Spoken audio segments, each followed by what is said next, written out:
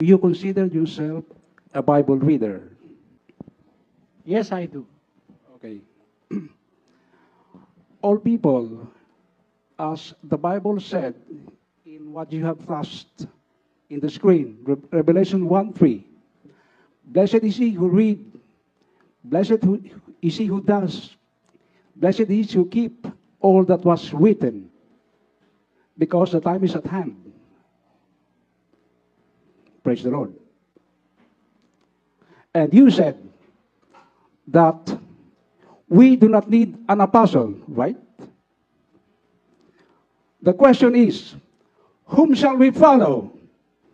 Mr. Soriano or the Bible? Can you please flash in the screen what was written at Luke 11:49? Let us read the verse. Therefore also said the wisdom of God, I will send them prophets and apostles, and some of them they shall slay and persecute. Ang tanong, sabi ho ni Mr. Soriano, he is the reader, but he said, we do not need an apostle. But Jesus said, I shall send you prophets and apostles. Who is wrong? The Bible or Mr. Soriano? Let us not point out who is wrong and who is right. Let us study the Because you have verse. said that we don't need an apostle. And the Bible said, Jesus said, I will send an apostle. Maybe you did not get my point. We have an apostle now in the person of our Lord Jesus Christ. I said that. But the Lord said, Let me I continue. will, Let me I continue. will Are you send. debating with me, or are you going to hear my answer to your question? Because I'm I'm a answering your Christian. question. If we can sing all together, it's very nice to hear people singing all together. But people speaking at the same time all together is not holy and it is not moral. You see? May I ask for a little respect? I'm answering a question. You are debating me. We are speaking at the same time. We will not arrive to anything that is good. I hope you understand my point. I'm explaining that there is a continual apostle from the first century up to the end of the world, and that is in the person of Jesus Christ. There is not a need for any person on earth now to pretend to be an apostle. That is what I said. If anyone will claim that he is an apostle, then he is a liar, a false apostle. Because the apostles were called to be last, according to Paul. 4:9, and may I flash it again on our screen? 4:9. For I think that God hath set forth us the apostles last. I believe that it is very plainly stated. The word last, when you say last, is there anybody who is coming again? They are last. That is what the apostles themselves believe. This is a writing of Paul to the people or to the church at Corinth. He believed that they are last. Then you are a Filipino like me. Then you are believing somebody else will be coming after them. Then you are not heeding to the teachings of the apostles themselves. Are we going to invent an apostle? Or are we going to heed to what the Bible says, that the apostles are last? And if we have a need for the apostles or an apostle, there is an apostle that ever abides, and that is our Lord Jesus Christ. He is an apostle up to our time. He will teach us through the scriptures. Now, I said that I am a Bible reader. Yes, I am a Bible reader. I read the Bible. But who will lead us? That is the question. Our Lord Jesus Christ. Our Lord Jesus Christ is the pastor. He is our pastor. He is our shepherd. And He is our apostle. We just have to read and to conform and to believe and to follow what His instructions are. 3:1 of the book of Hebrews says, it says, wherefore, holy brethren, partakers of the heavenly calling, consider. What do you mean by the word consider? Do we have to debate on this? Consider the apostle and high priest of our profession, Christ Jesus. Let us look it up in the original scriptures, the word consider. Please put that word in the Greek scriptures, consider. What does that mean? What is the word that was used by the Apostle Paul in the Greek original of the scriptures? Consider is katanoeo. Katanoeo. That is to observe fully, behold, consider, discover, perceive. That must be our perception, our discovery, our faith, our hope, our belief that He is our apostle. Now, if I am also to consider myself as an apostle, then I am an antichrist. That is the Bible. What I'm telling you is the Bible. I'm not telling you anything that comes from myself alone. That is my answer. Is there any more? Yes? You have said, and even the reason will say that the power of God cannot be diminished. And you are not supposed to add, subtract from what the Bible says. And the Bible said, in the future tense, can you please flash back Luke 11:49, please? We have the right to know. Amen? Because we are responsible. All readers, all hearers are responsible. Therefore also said the wisdom of God, I will send them prophets and apostles. Where is the reader being sent? I will send prophets and apostles. Where is the reader? Can you please, you said that we have to respect the Bible. You said that you respect the word of Jesus Christ. Can you quote any passage from the word of Jesus that He is sending a reader? Please. That is a question to challenge my explanation. And let us read again the verse. The verse was supplied and there is nothing to hide. Therefore also said the wisdom of God, I will send them prophets and apostles, and some of them they shall slay and persecute. Who said this? It is the wisdom of God. And who is the wisdom of God? Let us read. 1 Corinthians chapter 2. Howbeit we speak wisdom among them that are perfect, yet not the wisdom of this world, nor the princes of this world that come to naught. But we speak the wisdom of God in a mystery, even the hidden wisdom which God ordained before the world unto our glory, which none of the princes of this world knew. For had they known it, they would not have crucified the Lord of glory. Who is the wisdom of God? It is the Lord of glory, which was not known unto the princes of this world. For had they known Him, the wisdom, they should not have crucified the Lord of glory. Who is the Lord of glory? Let us read James chapter 2, verse 1. My brethren, have not the faith of our Lord Jesus Christ, the Lord of glory, with respect of persons. Who is the Lord of glory? It is our Lord Jesus Christ. So He is, by implication, the wisdom of God. Let us prove that. 1 Corinthians 1:24 says, but unto them which are called both Jews and Greeks, Christ, the power of God, and the wisdom of God. Who is the wisdom of God? Christ.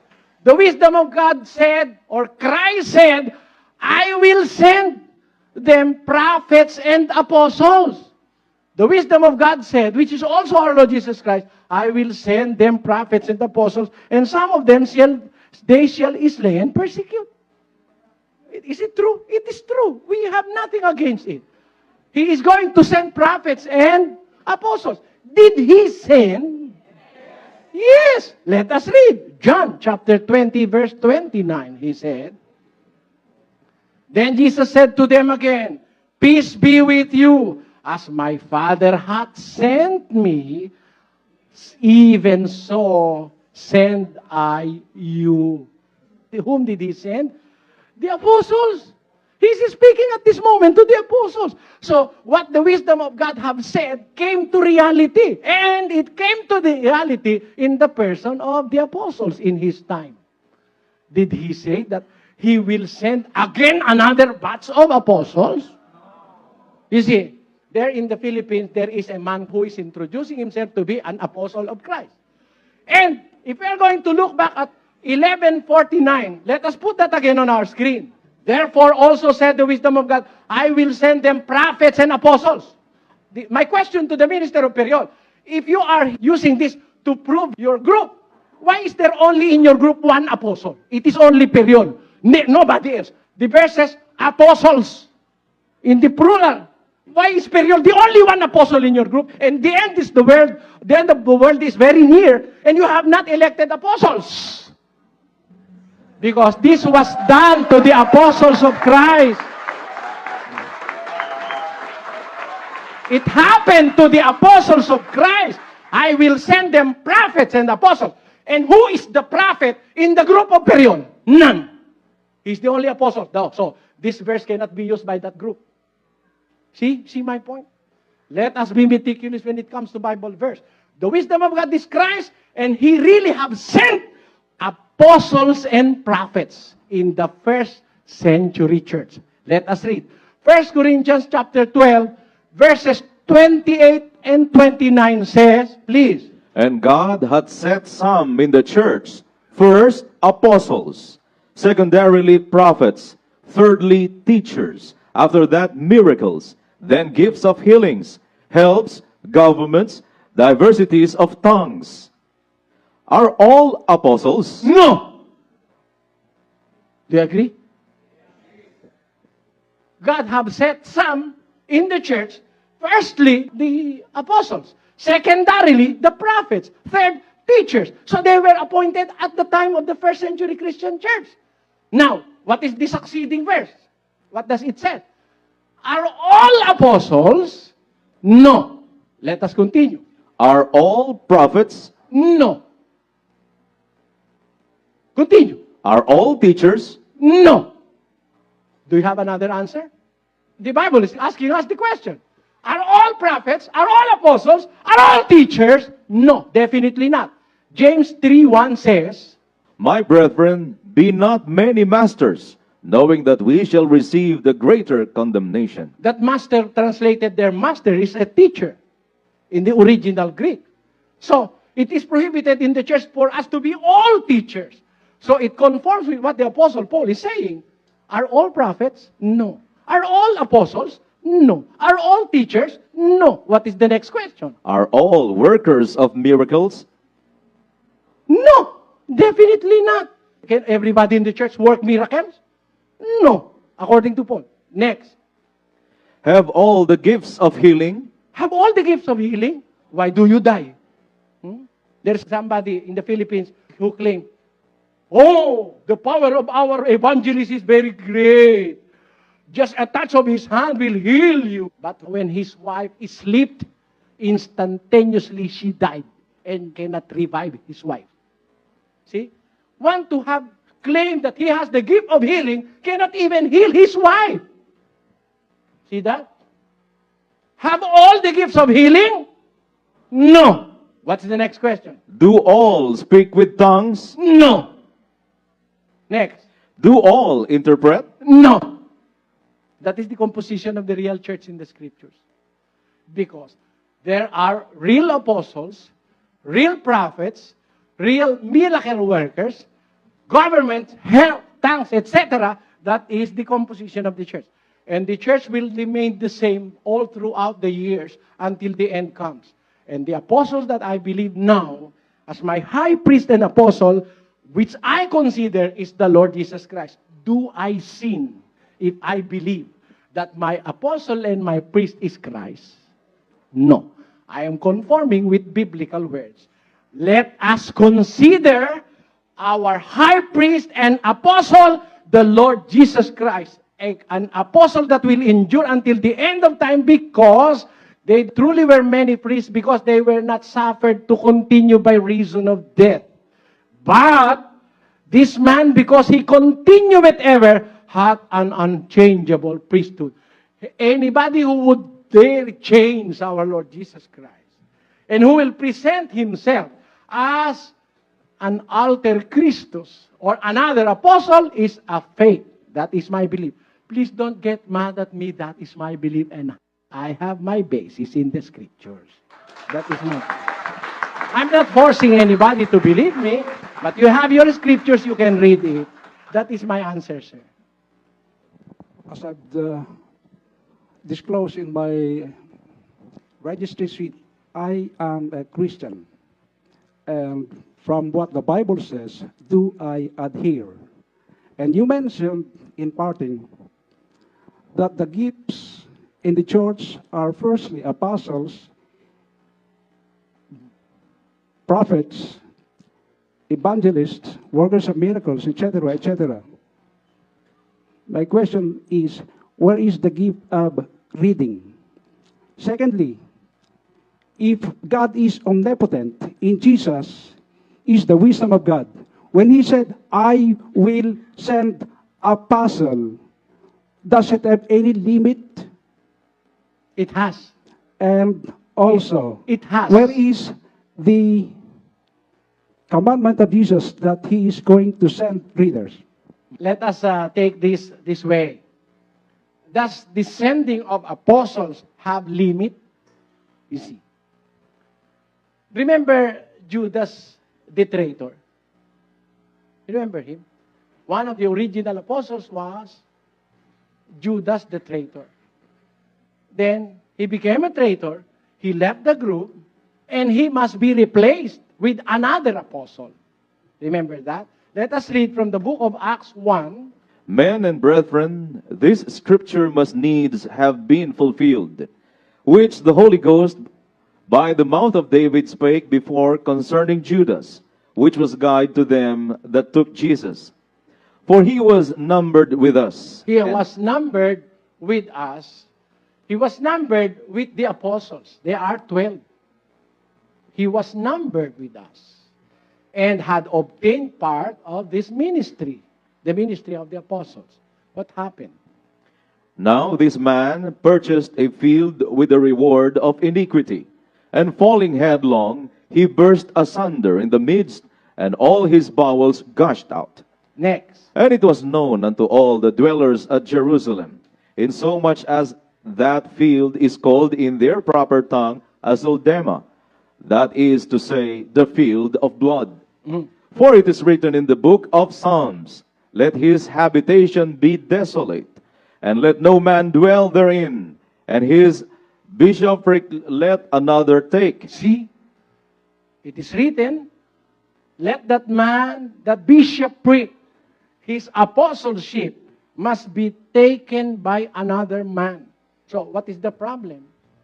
Problem was Judas betrayed the group. He went out of the group. He went to the enemies, with the enemies.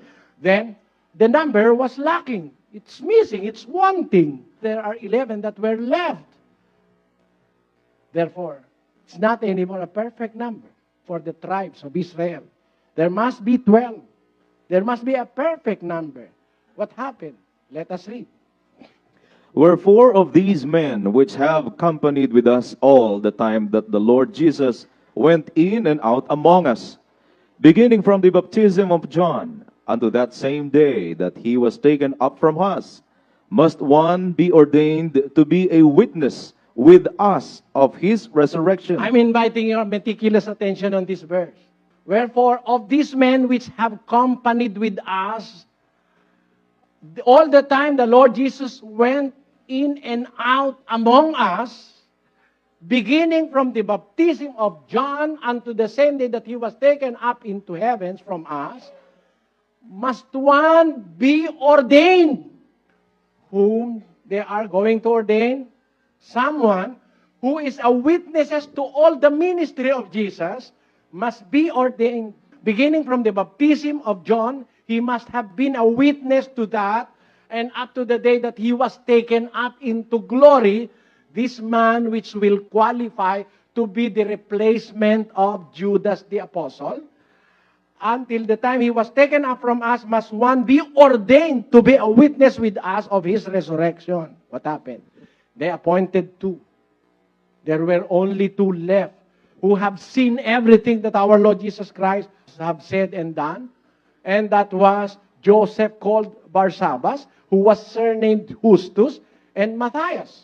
There were only 2 found. Of all those people who have attended the ministry, have seen the ministry of our Lord Jesus Christ, from the beginning, from the baptism of John, up to the time that he was taken up to glory, there were only 2 left, Matthias and Barsabbas. What happened? Let us continue. And they prayed and said, Thou, Lord, and show whether of these 2 thou hast chosen, that he may take part of this ministry and apostleship, from which Judas by transgression fell, that he might go to his own place. See, they are very much particular of the categories of someone who is to be called an apostle. He must be a witness to all the things that was done by Christ, a witness to all his preachings and activities, and they have chosen only two, and they even invoke God's help. They prayed very hardly for God to show them which of the two God willed to take the replacement of the place of Judas.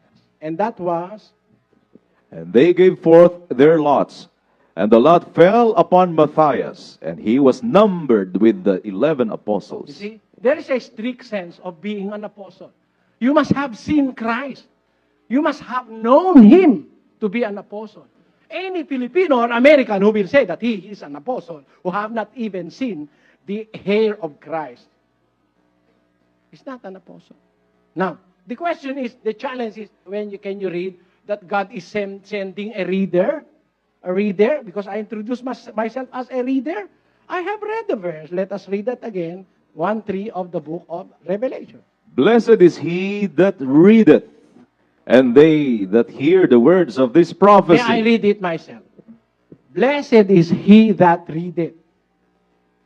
It is not a she, but it is a he. And I am a he.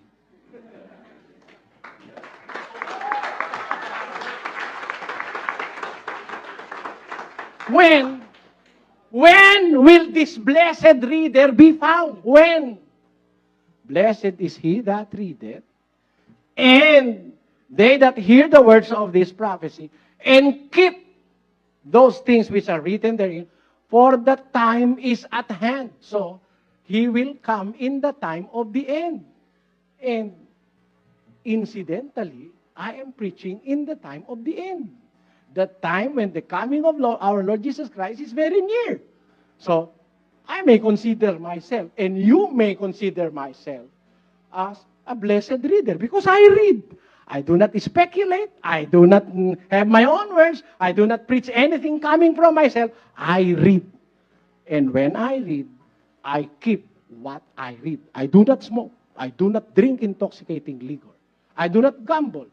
Because I have read that it is commanded unto women to adorn themselves with modest apparel, 2:9 of 1 Timothy, with shamefacedness and sobriety, not with broided hair or braided hair or gold or pearls or costly array. I am insisting, I am inculcating in the minds of our women, brethren, to do the same thing. Then I may consider myself as a blessed reader of the scriptures because we keep what we read. We follow what we read. That is biblical. That is biblical. Nothing more, nothing less. That is our answer. And I hope that will satisfy the answer. And if it will not, then the saying goes, we cannot please everybody. Oh, so we be friends. Let us not be enemies. That is our belief. If you have another belief, so keep your belief and let us see each other in Judgment Day. His will be done. Amen. We claim that there is a church, right? And you cannot serve God if you don't have the gift in the church. The gift of prophecy, working of miracles, evangelism, fellowship, or evangelism and the prophet, or so on and so forth. One thing that was curiously untouched is the question of all those gifts mentioned, where is the gift of being a reader? And the next question is, where Revelation 1:3 is not the word of Jesus. Tell me the exact word of Jesus that he sends or will send in the future, a reader. Let us read. The gifts that he is trying to express or to tell us are the gifts in the first century church. They have been given. Let us read. 1 Corinthians 12, 28 up to 29.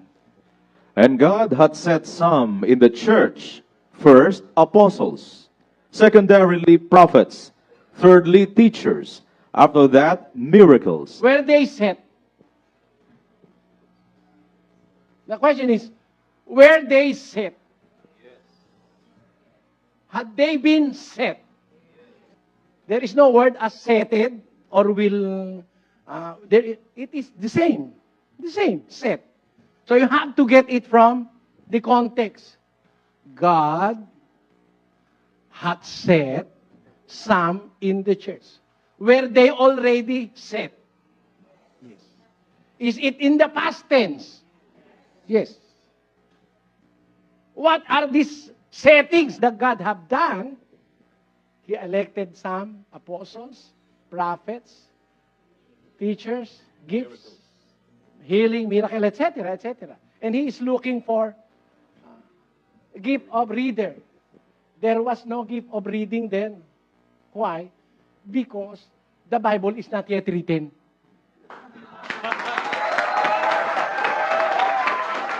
It is, mind you, it is in the process yet of being written. But, what does the prophecy say?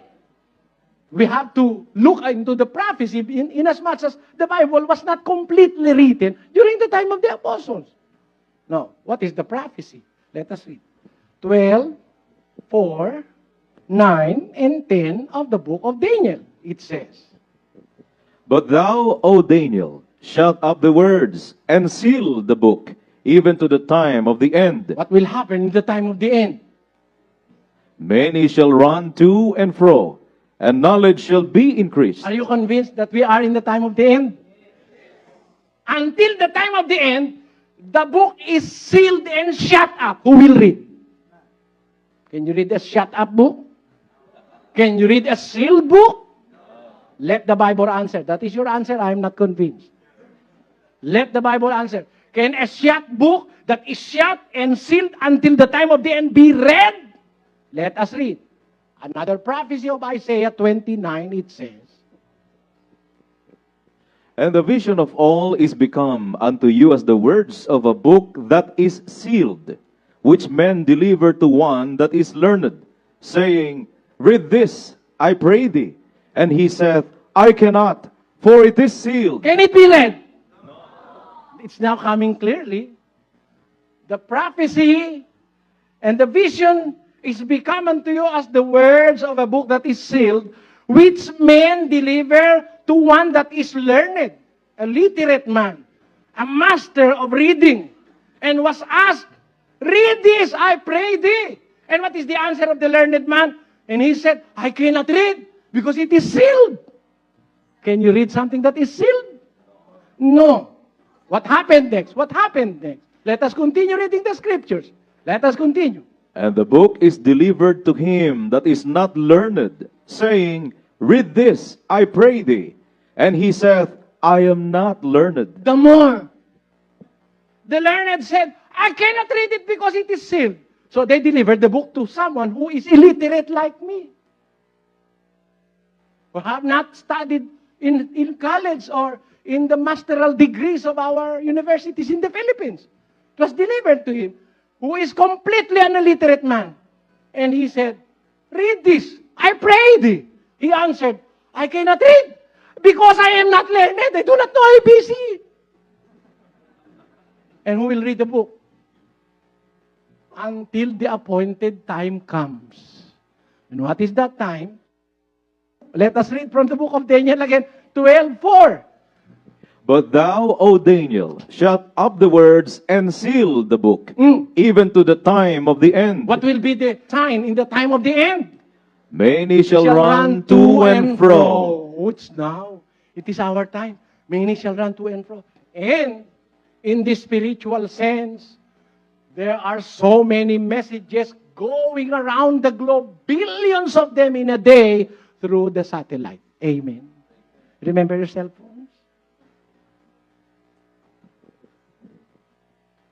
The network is busy. Imagine an almost infinite web in the internet, and the network is busy. Subscriber cannot be reached. I perceive that he is poor because he cannot be reached. See? How busy are the airlines now? Are they busy? They are. In the fulfillment of the prophecy that during the time of the end, many shall run to and fro, and knowledge shall be increased. We are witnesses to this fact that knowledge nowadays is very much more different from our knowledge 50, 60, or 70 years ago. During those times, we are even singing, now, knowledge shall be increased. In the last days, knowledge shall be increased. But the book is shut up. Huh? The words are shut up and the book was sealed until the time of the end. Even to the time of the end. Who will be the reader? Who will be the blessed reader when the book is shut? There can no one be, because it is still shut until the time of the end. Now, the time of the end has come. What will happen? Let us go to verse 9. And he said, Go thy way, Daniel, for the words are closed up and sealed till the time of the end. Many shall be purified and made white and tried, but the wicked shall do wickedly, and none of the wicked shall understand, but the wise shall understand. You see, there is now a prophecy that at the time of the end, although many people will attempt to read the book, none of the wicked shall understand the sealed book, but the wise shall understand. There is a prophesied wise that will understand and will read the sealed book. Amen? So it is a gift of God in the latter times. It is not in the early church. Amen? So I have read. And let us again go back to our Revelation 1:3. Who will read? In the time of the end, who will read? 1:3. Blessed is he that readeth, and they that hear the words of this prophecy, and keep those things which are written therein, for the time is at hand. So this will happen at the time of the end. I am here now at the time of the end, and I read. Do not consider me a misfortune for you. I am blessed by God to know everywhere in the Bible where I will read the necessary things to be read. So I am a blessed reader. That is it, my brothers and sisters. Bahala na kayo kung matatanggap nyo. Kung hindi, di ko naman pinipilit yung sarili ko. Pero eto, I dare anybody, find a preacher now in these times who is reading in details all the answers to every question of them. Find, look for someone. Look for someone. And if you have seen anybody who will read as exactly as I read the verses of the scriptures, then I will be with you. I will be with you. That is it. I hope that will answer the question.